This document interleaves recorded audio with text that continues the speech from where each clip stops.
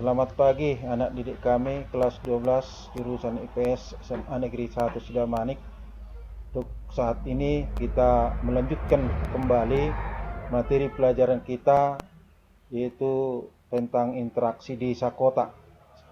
Dari pembahasan sebelumnya telah kita pelajari tentang interaksi antara desa dan kota, demikian juga dengan teori-teori yang menjelaskan tentang pengukuran kekuatan interaksi antara desa dan kota tersebut.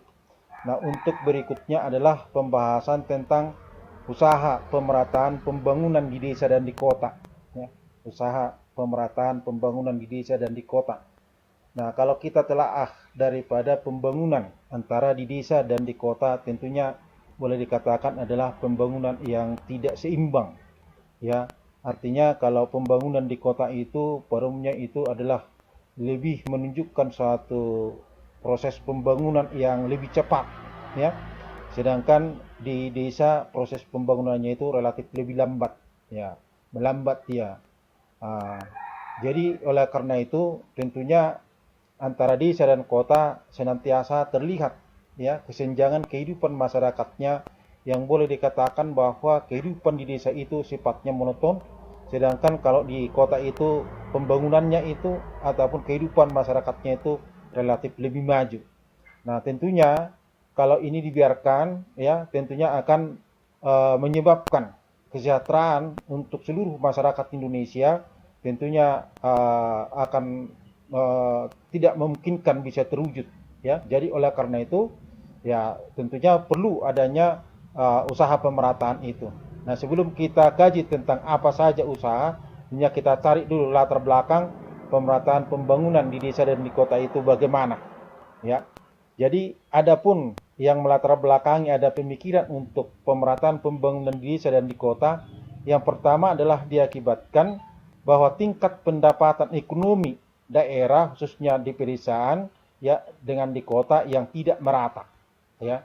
Nah, jadi tingkat pendapatan ekonomi itu senantiasa relatif lebih tinggi di kota daripada di desa.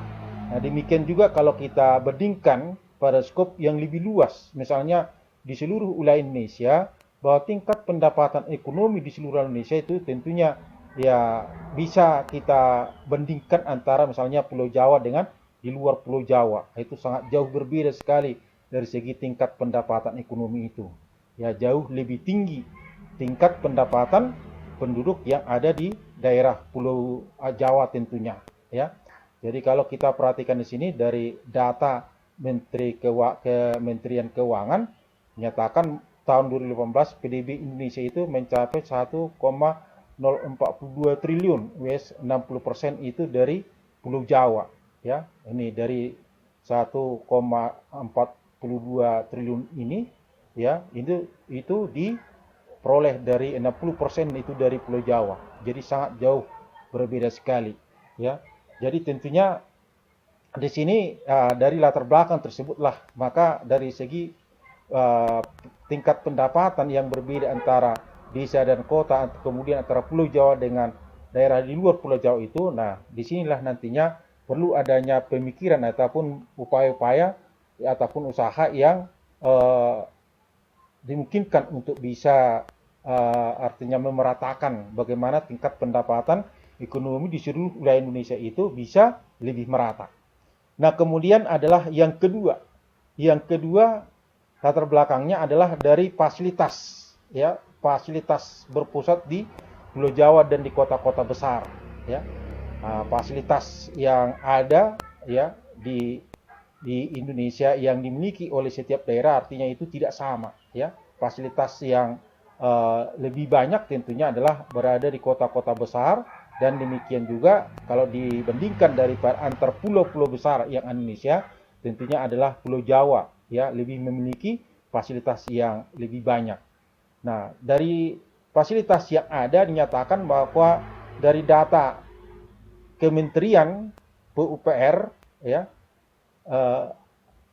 dari PUPR pada Juli 2020, yaitu dinyatakan di situ panjang jalan tol Indonesia itu mencapai 1.820,47 km, ya, di mana dari sepanjang jalan tol yang sudah dibangun tersebut di Pulau Jawa itu mencapai 1.200 km, di Sumatera 650 km, di Kalimantan masih 58 km, kemudian di Sulawesi mencapai 60 km, dan di Bali mencapai 12 km.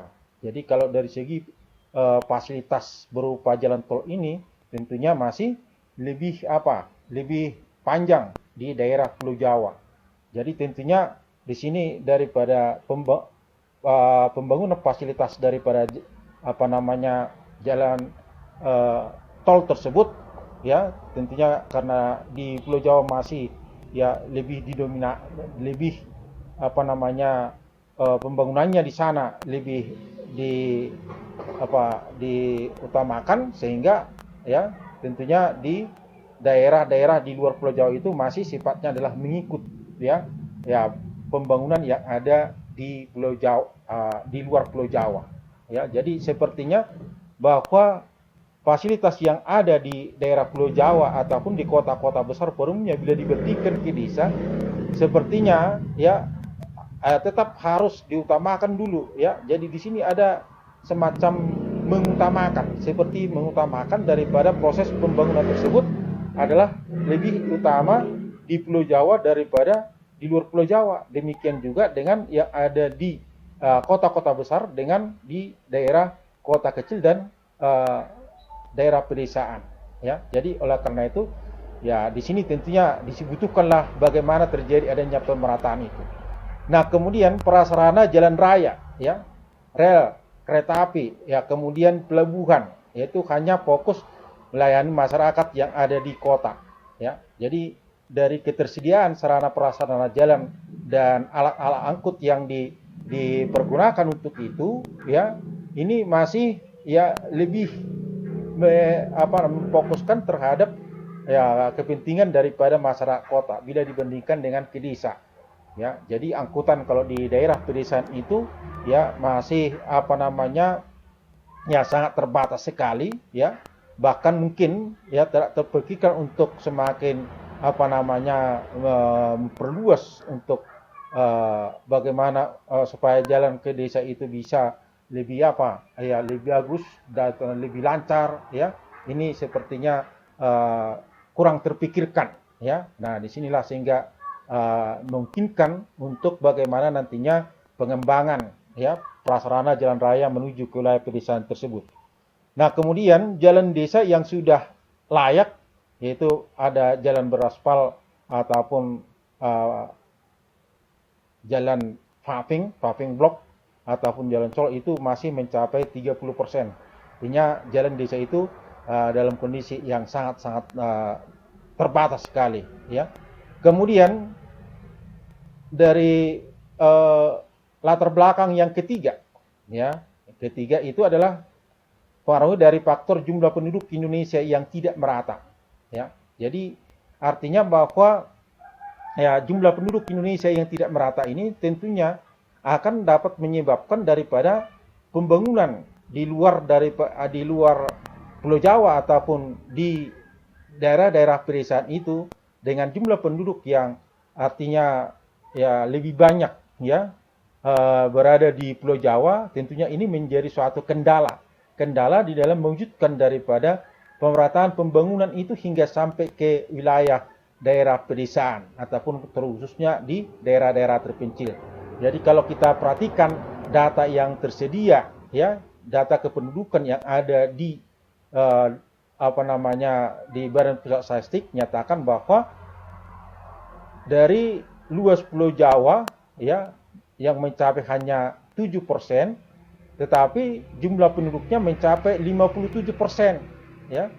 Nah, kemudian yang tinggal di Pulau Jawa jumlah penduduknya hanya sekitar 43% ya, padahal luasnya ya di luar Pulau Jawa itu mencapai 93% dari luas keseluruhan wilayah Indonesia. Jadi tentunya ini tidak sebanding ya. Jadi bukan berarti lantas di Pulau Jawa itu ya dengan jumlah penduduk yang besar tersebut, lantas di sana itu ya proses pertumbuhan daripada pembangunan itu bisa lebih pesat, itu juga bisa bermasalah ataupun bisa menjadi suatu faktor yang dimana ya terutama tentunya di daerah-daerah di daerah Pulau Jawa itu juga akan bisa menjadi faktor penghambat ataupun kendala di dalam mewujudkan daripada pemerataan akan pembangunan tersebut ya. Nah, kemudian di wilayah perkotaan, kalau kita bandingkan dari wilayah di daerah perkotaan bahwa ya yang tinggal di perkotaan mencapai 56%, ya, mencapai 56%, yaitu 151 juta dari 270 juta, yaitu diperhitungkan pada tahun 2019, ya. Jadi tentunya di sini dengan keadaan penduduk yang tidak merata tersebut, ya, tentunya ini menjadi suatu sumber permasalahan sehingga perlu adanya upaya mengatasi daripada masalah ini sehingga nantinya dapat terwujud daripada pemerataan pembangunan di desa dan di kota tersebut. Nah, kemudian yang keempat adalah ketimpangan penghasilan antara kota dan desa, ya, ketimpangan penghasilan antara kota dan desa. Jadi artinya di sini bahwa penghasilan yang ada di kota itu tentunya lebih besar daripada yang ada di desa, ya. Jadi ketimpangan penghasilan yang terjadi, ya, disinilah bahwa perlu untuk dipikirkan, ya, ataupun dicari solusi untuk ini sehingga nanti ya akan memungkinkan bisa terjadi pemerataan tersebut. Ya, di sini dinyatakan bahwa data BPS tahun 2019 upah buruh di kota mencapai 2,9 juta, sedangkan di desa hanya mencapai 1,9 juta. Jadi di sini perbedaannya tentunya adalah 1 juta, ya kan? Jadi dengan ketimpangan penghasilan tersebut tentunya akan menyebabkan daripada ketimpangan akan pembangunan itu sendiri, ya. Kemudian yang kelima adalah ketimpangan sarana prasarana antara kota dan desa, ya, yang tidak sebanding. Di kota sarana prasarananya lebih lengkap, sedangkan di desa kurang, ya. Jadi tentunya di sini tidak akan memungkinkan bisa yang namanya terjadi yang disebut dengan pemerataan. Jadi kalau ini ada keseimbangan, maka kan memungkinkan bisa terjadi yang namanya pemerataan. Jadi ketimpangan inilah yang perlu untuk dicari bagaimana solusi nantinya ataupun usaha untuk itu. Nah, kemudian latar belakang yang keenam adalah krisis mental, yaitu atau sumber daya masyarakat desa dan generasi mudanya, ya. Jadi artinya bahwa kalau kita perhatikan di sini bahwa bagi barangkali dari masyarakat desa yang senantiasa artinya berpikir untuk mencari ataupun katakanlah berupaya untuk katakan merantau untuk wilayah kota untuk mencari kehidupan yang lebih baik, ya, kehidupan yang lebih baik. Jadi di sini nantinya akan menyebabkan masyarakat desa itu artinya kehilangan daripada tenaga kerja potensialnya, ya, sehingga tenaga kerja yang ada itu semakin hari ya terus semakin terbatas. Nah, di sini tentunya akan sulit terjadi adanya proses pertumbuhan pembangunan yang ada di desa tersebut karena desa itu senantiasa ditinggal oleh masyarakat generasi mudanya itu yang pergi ke kota, ya, untuk mencari ataupun mendapat suatu sumber-sumber penghidupan yang layak tentunya. Nah, kemudian kita lanjutkan dengan pembahasan untuk usaha apa yang harus dilakukan untuk pemerataan pembangunan di Indonesia itu, ya. Apa usaha yang harus dilakukan, ya. Jadi yang pertama usaha yang dilakukan adalah mempercepat pembangunan infrastruktur di desa dan ataupun di luar Pulau Jawa, ya. Mempercepat pembangunan infrastruktur. Jadi kalau saat sekarang ini dapat dinyatakan bahwa infrastruktur ini adalah merupakan ya urat nadi ekonomi masyarakat, ya. Jadi kalau infrastruktur yang dimilikinya itu terutama yang ada di desa itu tidak dibenahi ataupun tidak dikesembangkan dengan di kota, niscaya akan tentunya terjadi adanya pemerataan tersebut, ya. Jadi oleh karena itu di wilayah pedesaan infrastruktur tersebut harus semakin memungkinkan untuk dilengkapi ataupun dibangun, ya, seperti ya pembangunan jalan tol, ya. Jalan tol yang meliputi seperti yang sudah dibangun di Sumatera, itu sudah ada sepanjang 2.400 km. Demikian juga dengan di Kalimantan, demikian dengan di Sulawesi, ya. Kemudian jalan Trans Papua, itu juga diikutkan ke sana. Sekarang sudah semakin adanya. Kalau sebelumnya itu tentunya ya jalan Trans Papua yang disebutkan belum ada, tapi sekarang sudah ya mungkinkan untuk dibangun. Nah, di sini tentunya akan membuka ya roda perekonomian dari masyarakat desa yang ada di daerah-daerah di daerah-daerah yang dilalui daripada pembukaan jalan-jalan baru tersebut, sehingga memungkinkan mereka itu tentunya akan lebih mudah untuk mengakses ya lokasi wilayah perkotaan, ya, sehingga memungkinkan nantinya terutama orang-orang yang ada di misalkanlah di lembah-lembah gunung ataupun di tengah daratan yang sangat jauh di area sekitar hutan. Jadi tentunya dengan adanya jalan lintas trans di dalam satu pulau tersebut, tentunya ini akan memungkinkan bisa mereka itu untuk mempermudah mengangkut daripada hasil-hasil bumi yang mereka kerjakan, ya. Nah, kemudian berikutnya pembangunan pelabuhan, ya, pembangunan pelabuhan industri dan lain-lain. Jadi tentunya ya infrastruktur tersebut juga merupakan adanya ya pembangunan pelabuhan, ya. Jadi pelabuhan laut, pelabuhan udara, ya ini tentunya termasuk bagian daripada infrastruktur tersebut yang harus dibenahi ataupun yang harus ditingkatkan fungsinya. Ya, terutama kalau yang selama ini ada pulau-pulau yang tidak bisa terhubungkan akibat daripada ketidakadanya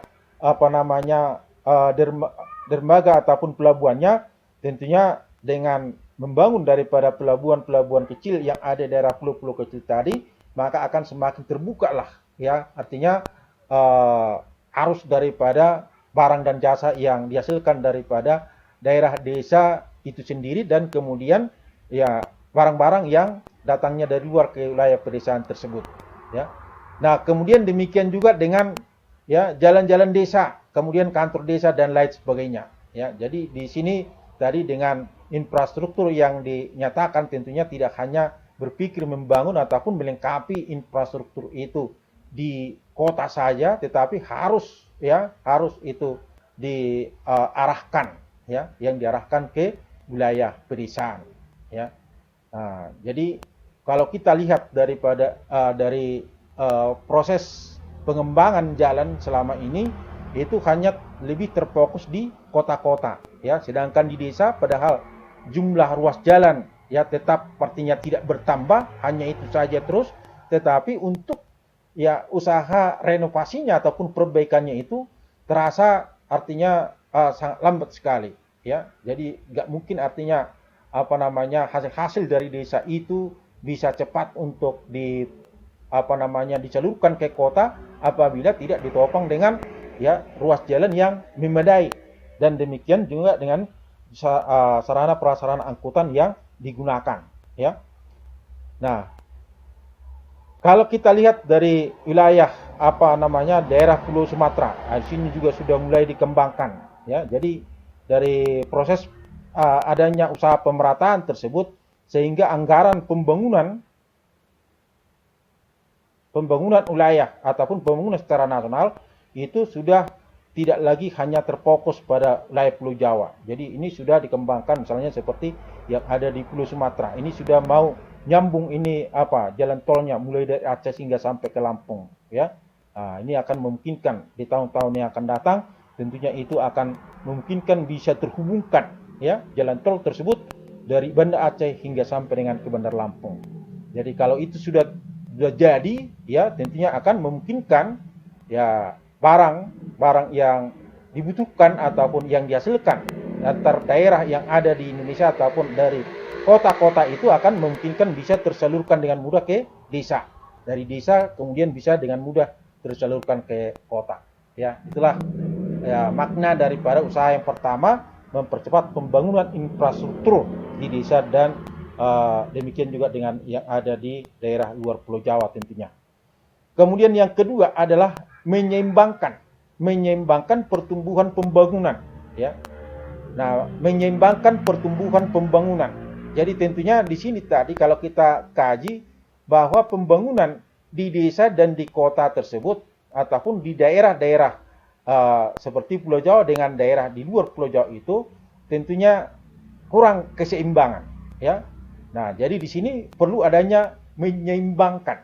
Nah, bagaimana untuk bisa menyeimbangkan pertumbuhannya, ya. Untuk menyeimbangkan pertumbuhan pembangunan yang ada di berbagai daerah yang ada di Indonesia, khususnya dari desa-desa dan di kota, tentunya pemerintah, ya, akan berupaya untuk membangun kota-kota yang ada di luar daripada Pulau Jawa tersebut untuk bagaimana supaya bisa menjadi kota-kota megapolitan, ya, untuk bisa menumbuh kembangkan daripada wilayah-wilayah yang ada di luar Pulau Jawa tersebut, ya. Seperti misalnya sini pada saat sekarang setelah tumbuh berkembang kota-kota yang ada seperti di Sumatera ada pengembangan kota Palembang, ya, kemudian di Kalimantan Selatan Banjarmasin, kemudian di Sulawesi itu kota Makassar, kota Manado, ya, kota Denpasar, dan ya, ibu kota negara nantinya yang akan dipindahkan ke wilayah Kalimantan Timur, ya. Jadi dengan adanya ya, menumbuh kembangkan daripada kota-kota di luar Pulau Jawa tersebut, ya, sebagai kota megapolitan, jadi artinya nantinya akan mempengaruhi daripada pertumbuhan perkembangan yang ada di wilayah pedesaan yang ada di daerah-daerah yang ada di luar Pulau Jawa tersebut. Nah, kemudian yang berikut, yang ketiga adalah pembangunan wilayah perbatasan terpencil dan tertinggal.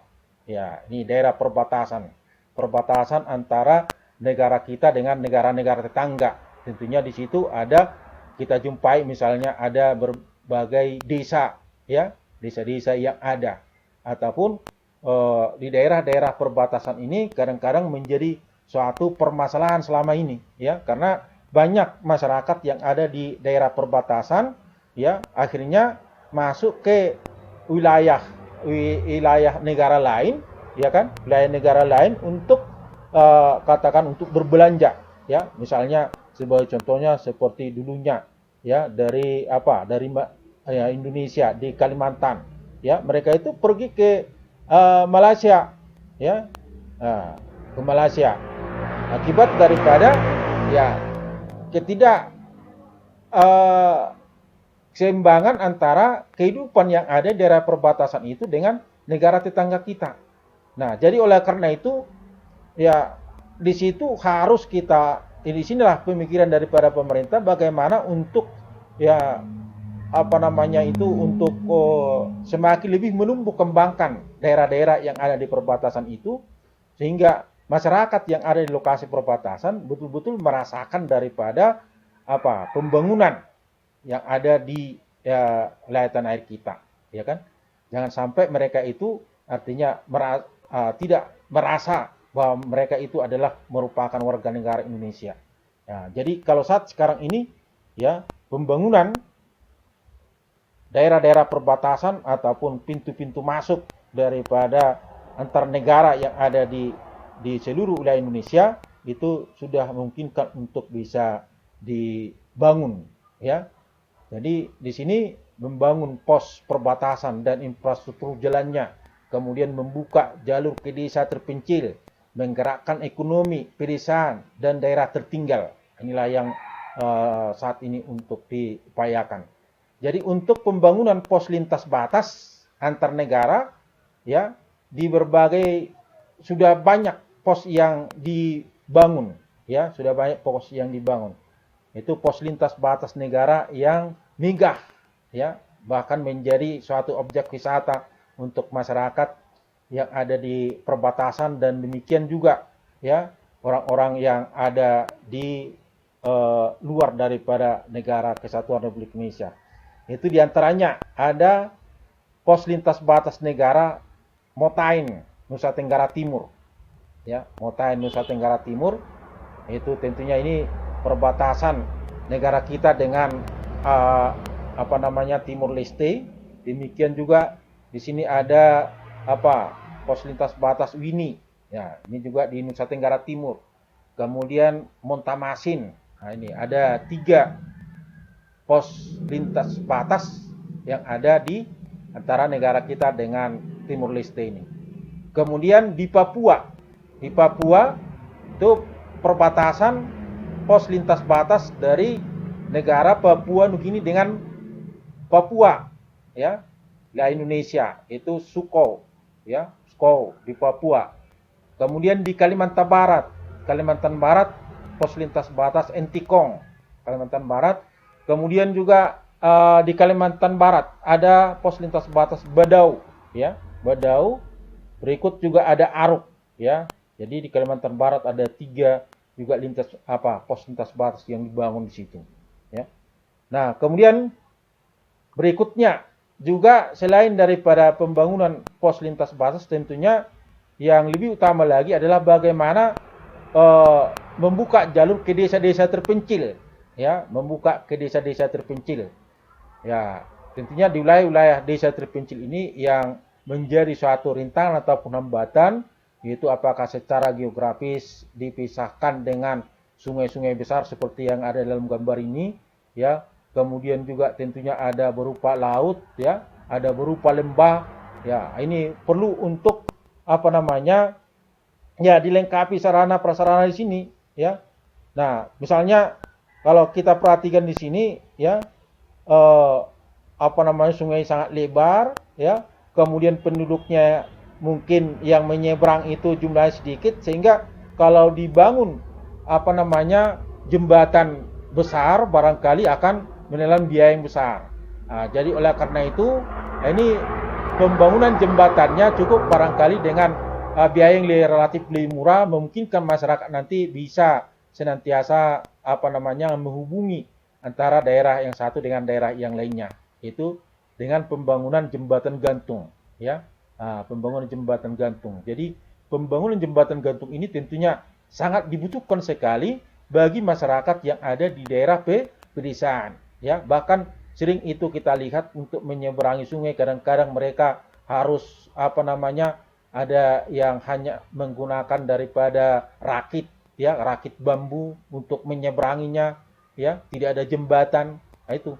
Jadi pembangunan jembatan ini merupakan, ya, fasilitas yang sangat dibutuhkan tentunya untuk di daerah-daerah terutama desa terpencil, ya. Jadi lokasi desa terpencil, kadang-kadang mereka itu sulit untuk mencari suatu sumber penghidupan di daerahnya itu karena akses untuk menjual hasil-hasil buminya itu sangat sulit sekali, ya.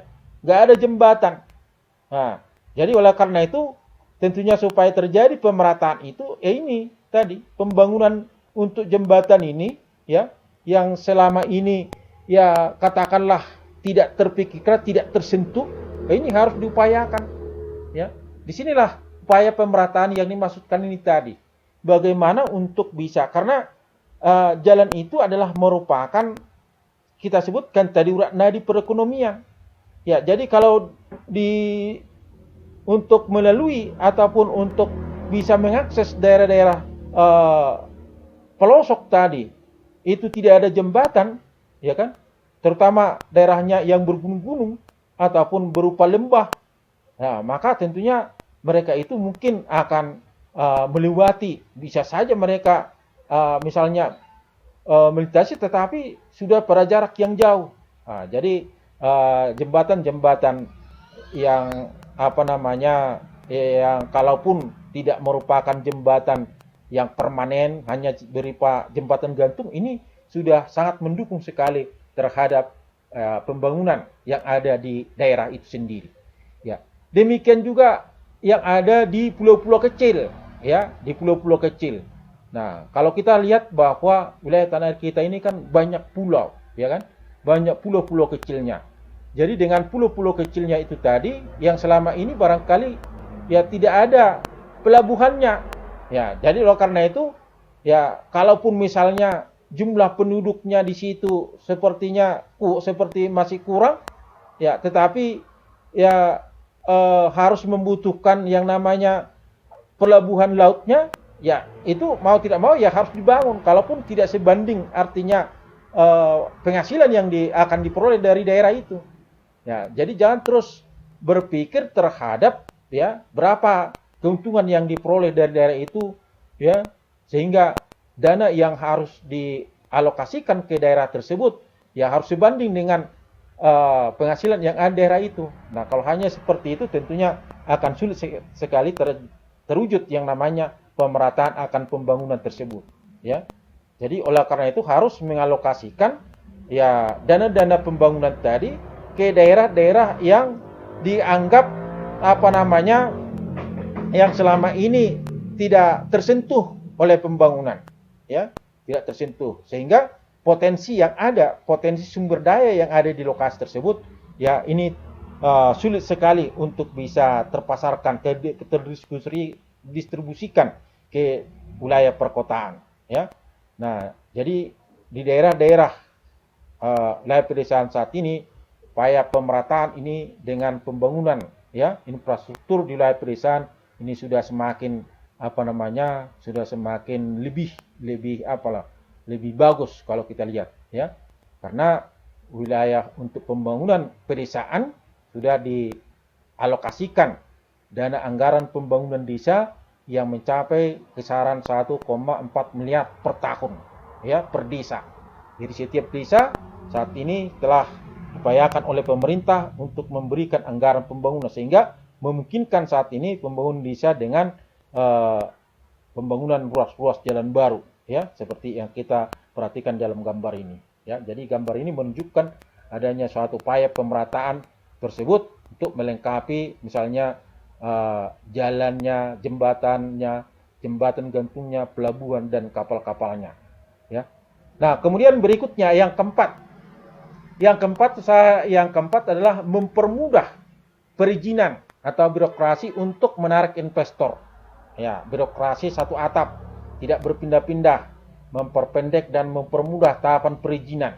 Jadi dengan peraturan yang semakin diperingkas, ya, makin diperingkas untuk bisa memperoleh izin untuk dapat menarik investor, ya ini akan memungkinkan tentunya bisa mengelola berbagai sumber-sumber daya yang ada di daerah wilayah di luar, khususnya di daerah luar Pulau Jawa ataupun di daerah-daerah desa-desa terpencil tadi, sehingga memungkinkan dari upaya yang dilakukan itu akan memungkinkan ya para investor ya artinya tidak merasa rugi ataupun rasa sungkan untuk menanamkan modalnya ke daerah-daerah tersebut, ya, sehingga memungkinkan nantinya apabila investor bisa masuk ke daerah-daerah terpencilnya, maka akan memungkinkan untuk bisa semakin lebih mengembangkan daerah tersebut.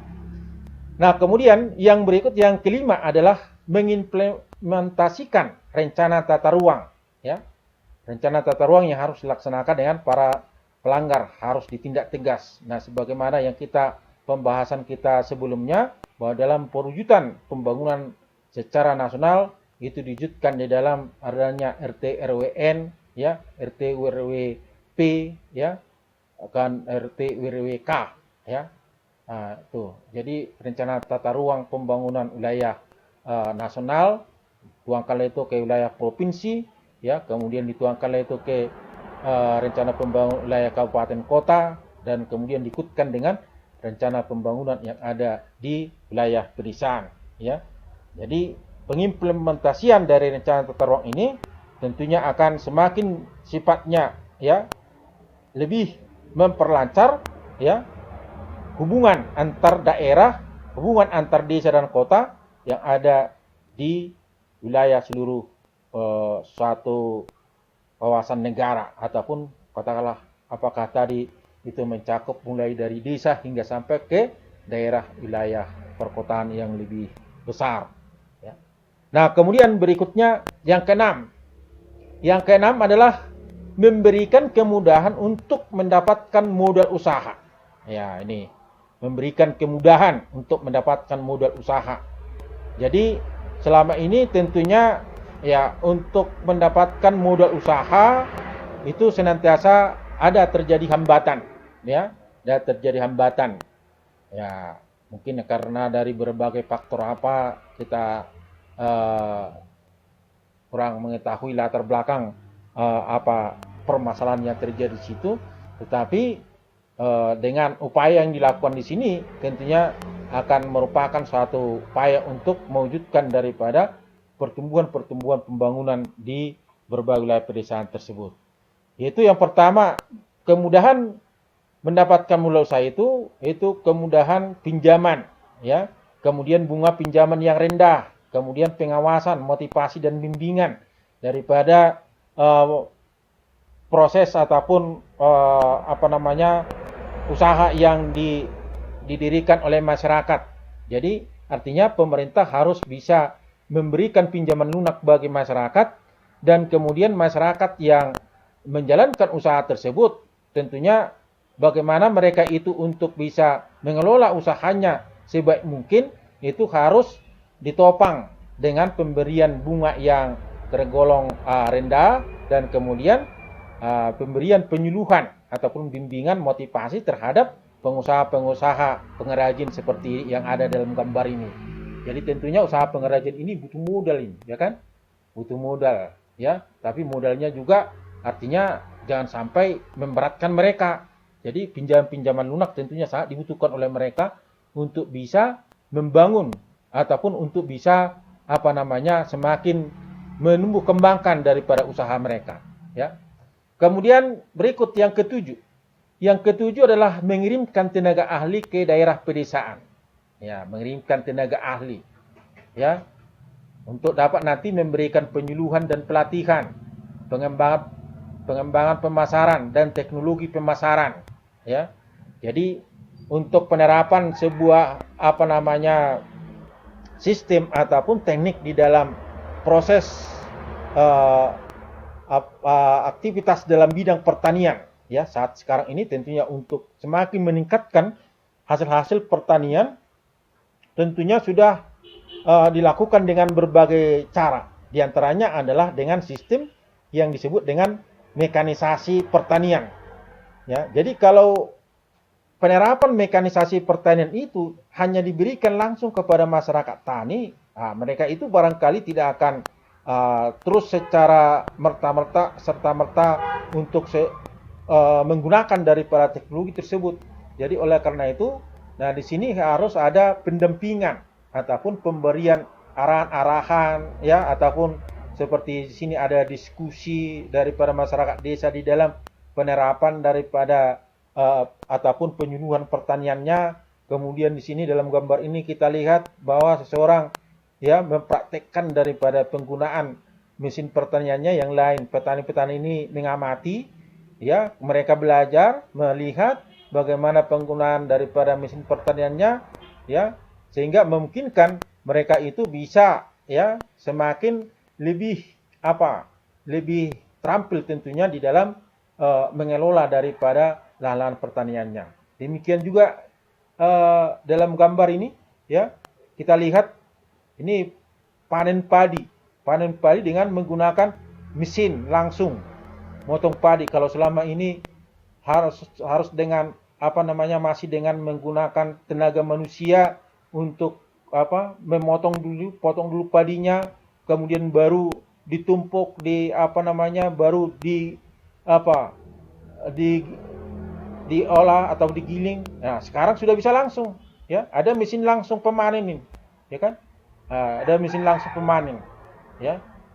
Potong padi kemudian langsung, artinya bisa pada saat sudah dipotong, diproses, maka nanti hasilnya padinya sudah bisa didapatkan, ya kan? Itu bisa lebih cepat, ya, bisa lebih cepat. Nah, ini tentunya dibarengi dengan teknologi dan tenaga ahli yang untuk memaparkan daripada bagaimana penerapan sistem teknologisasi daripada pertanian tersebut, ya. Maka tentunya akan memungkinkan bisa semakin meningkatkan pendapatan daripada masyarakatnya. Kemudian yang kedelapan adalah mengembangkan sektor pariwisata di daerah ataupun di pedesaan. Ya, mengembangkan sektor pariwisata. Ya, saat ini wisata-wisata yang ada di daerah pedesaan, ya, apakah itu wisata alam, ya, wisata alam ini di berbagai daerah di wilayah tanah air kita, di daerah sekitar kita, tentunya sudah banyak objek-objek wisata baru, ya, seperti di daerah kita di Kecamatan Sidamanik, ya, areal perkebunan tehnya bisa jadi sebagai objek wisata. Demikian juga dengan sumber-sumber mata air seperti Bahdam, ya kan? Nah, kemudian kalau yang ada di sini ada berupa pegunungan, ada berupa pantai, ada gua, ya.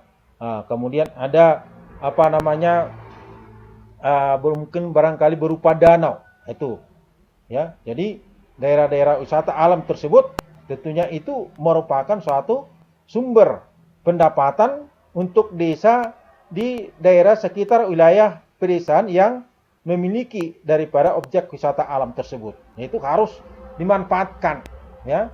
Karena itu merupakan suatu sumber pendapatan untuk bisa meningkatkan daripada pendapatan daerah pedesaan ataupun sekaligus masyarakat yang ada di wilayah pedesaan tersebut. Nah, demikian juga dengan wisata budaya, ya, wisata budaya.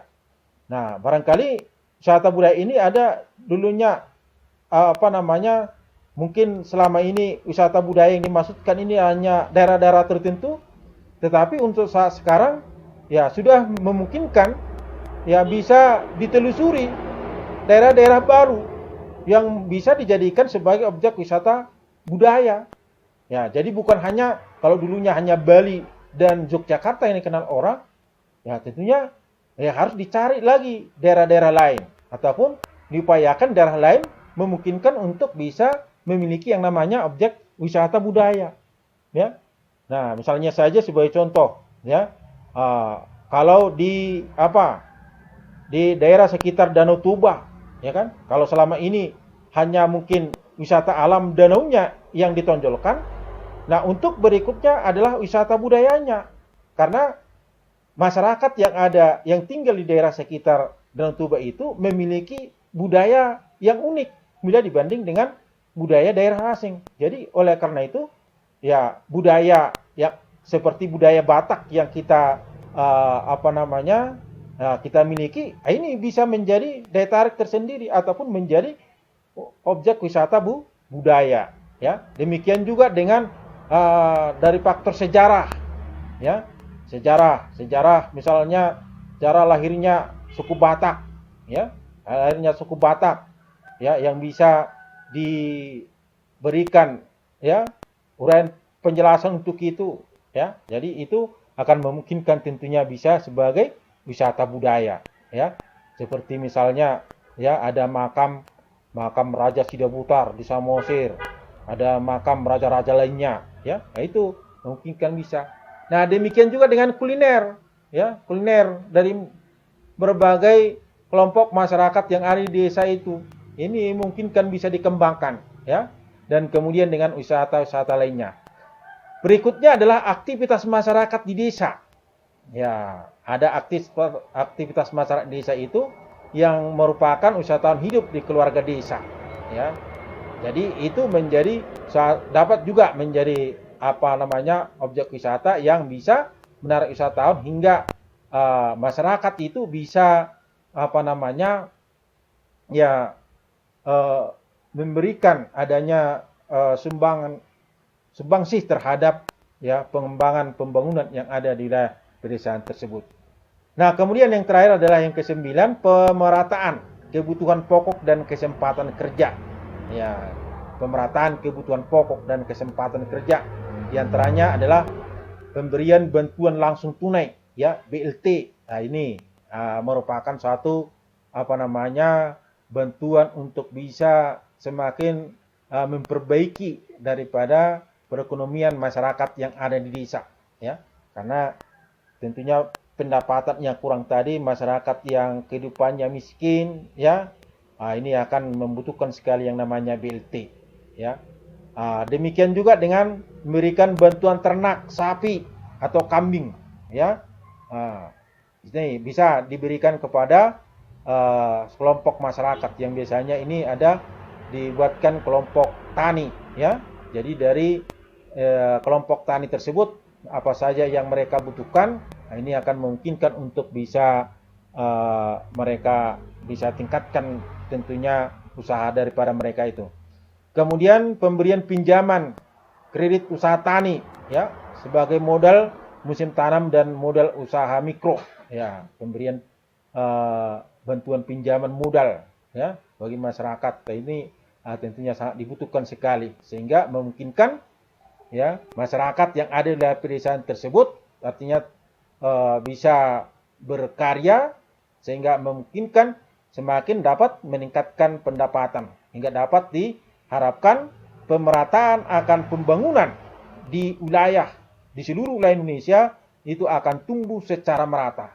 Maka bisa kita mengharap akhirnya kita bisa mendapatkan ataupun mewujudkan daripada masyarakat yang adil dan makmur.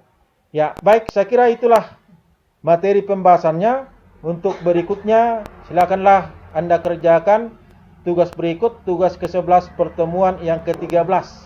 Itu yang pertama, jelaskan latar belakang pemerataan pembangunan di desa dan di kota. Ya, sudah kita uraikan jabarkan tadi bagaimana latar belakangnya.